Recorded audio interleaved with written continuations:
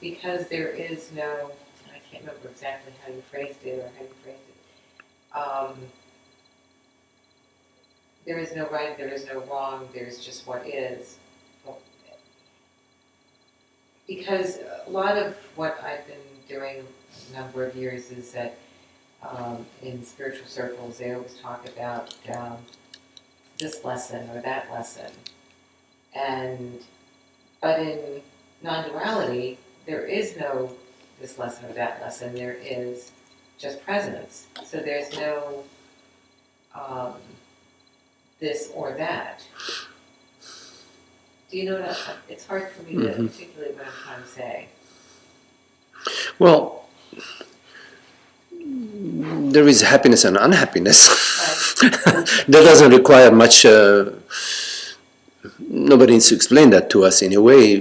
We know peace. We know when there is love and tranquility, and when there are the travails of the mind, of the separate self. That is great. That's a great inner guru, inner guide, you see, and that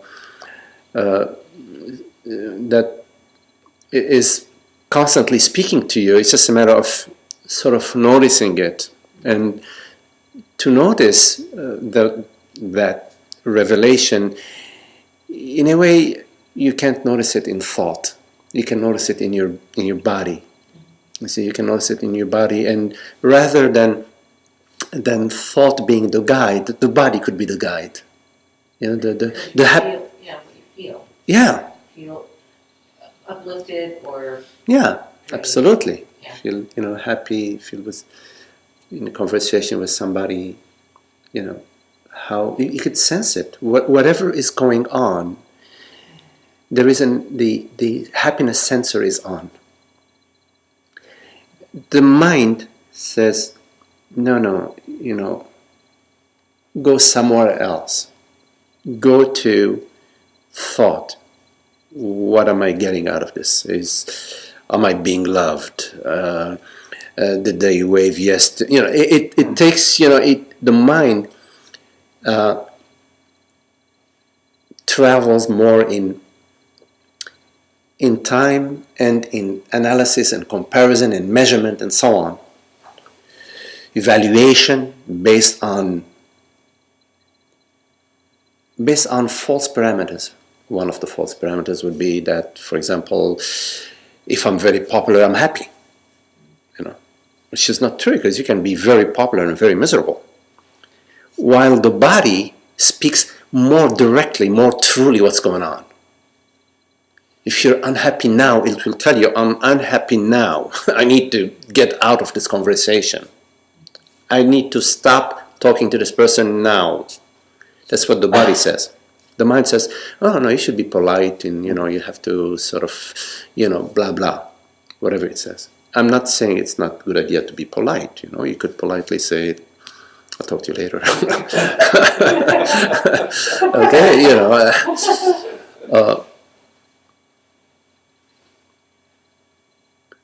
and it's available to us. But our willingness to trust that, to trust happiness, which expresses itself in the space. In the body, it's peace, right? When we're happy, we're peaceful. The body is quiet, the mind is quiet, clear, clarity of mind. It's not like, sometimes you could be in a very beautiful place, but the mind is just spinning and spinning, and there is no peace in the body. See? So, but these are all indicators, and in the world, in the world is beauty. Right? Beauty. That we can recognize. Oh, it's really beautiful. It's peaceful and beautiful. And in relationships, it's loving. It's love, kindness. Yes? Nobody needs to explain that to us. We don't need the mind to explain that to us. Somehow, it's a built-in, it's It's a gift from God. It's God's gift to herself is the recognition of beauty, peace, and happiness. Clarity. And listening from the quietness, the quiet of the mind, not a forced stillness, not a forced quiet, the peace of the mind. There is listening, there is space. So there isn't an agenda, because the mind is at peace. When there is an agenda, the mind is at peace plus an agenda. Good luck. If you have peace with an agenda, I wouldn't call it much peace, you know. Sometimes there is a really nice agenda. The agenda could be peace itself. So, okay, you know, still not the full enchilada, but at least what's on deck is we love peace.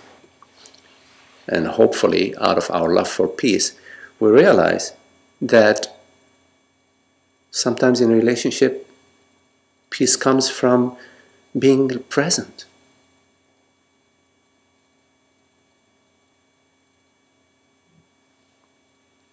So all the qualities of the self, of consciousness, are fully on board. They're 24/7, eternally downloaded. The recognition of peace, love, and happiness, beauty, wisdom, joy, bliss, humor, they're there, available for the taking, for the choosing. So you choose that path, and the way you choose the path of love, beauty, and happiness is by recognizing ignorance, recognizing the path of unhappiness. It's important to recognize the path of unhappiness. So like if you are traveling towards the west coast, towards the west coast, and you're taking 95 north, it's important for you to recognize that you're on the wrong road. You're heading towards Maine. You see, when you recognize that, okay, it doesn't matter where you are, there is a shift. Now you know that you're on the wrong road. It could be that, okay, you don't know exactly now which is the right road, but you know that that's the wrong road. So at worst, you stop. You don't continue. You stop, or you find a rest area or a nice motel, hotel, whatever, neighbor, friend. You stop. And you inquire, where is the right path? But because your mind is set on going to California, you are going to get the information.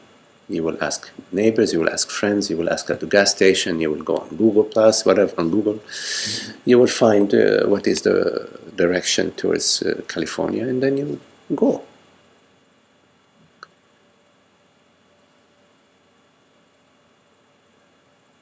Sometimes you can't recognize you're going in the wrong direction. You can, absolutely you can. If you pay attention to your body-mind, it will tell you. Unhappiness is a good indicator of the wrong direction. You have to inquire in your moment by moment. It's a moment by moment inquiry about your peace and your happiness. So here you are peaceful, you're at peace. So it's a very lovely place to be. You contemplate. It's a sort of an attunement. It's an attunement to how it is happening. What does it look like, for you? Not what it is going to look like. What's happening now? So you can examine. And when you examine, sometimes there is immediate clarity, sometimes there isn't. Then you just stay in the openness of the examination, the open wondering. Wondering, like an open wandering.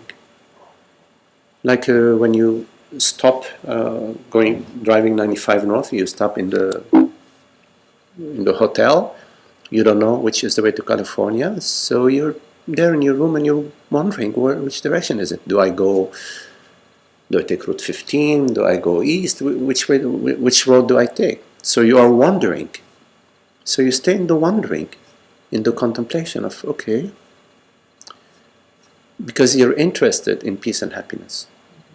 And because you're interested in peace and happiness, then some of the information is going to come to you. But if you are interested in peace and happiness and you are worried about being interested in peace and happiness, you have your interest in peace and happiness and you have your worry. And so you can look immediately at your worry. How does it feel? Unhappy. So you can relax that in your body. You will find out where the worry resides. Does it reside in your neck, in the back of your head, in your shoulders? It's at that moment, you just pause and you contemplate that and you release that. You release it to the open space, to the infinite celestial body, to the infinite space of being. So you can do that throughout the day, anytime, as many times as you want. It's beautiful. You don't need to go sit in a different room to do it. You can do it as you're driving. You can do it as you're sitting at your office at work, if you are sitting in the office at work. Because it's an internal attunement and releasing to the infinite space of presence. A relaxation. A relaxation, like noticing the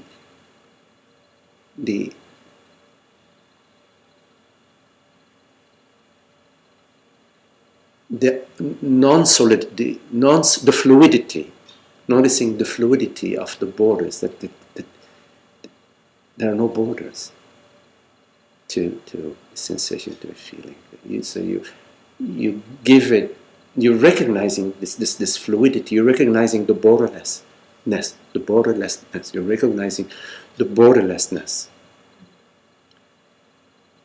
And there is a relaxation in that recognition.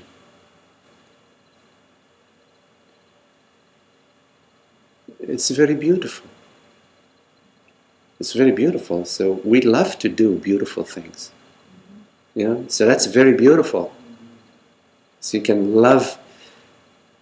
not love the end result, love the journey. You love the path and not the destination. The destination we know. We know it in our heart, in our being. But we love the path. And it's in our love of the path that the destination is revealed. Because the destination is never hidden. It is presence. It's not something that is eclipsed. It's not something that is created by the mind or that the mind discovers. It is that the mind dissolves into, dies into.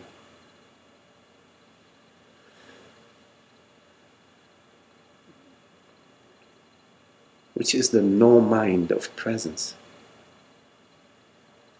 This the eternity of consciousness. Impersonal. Uncorralled. No corral. Free ranging.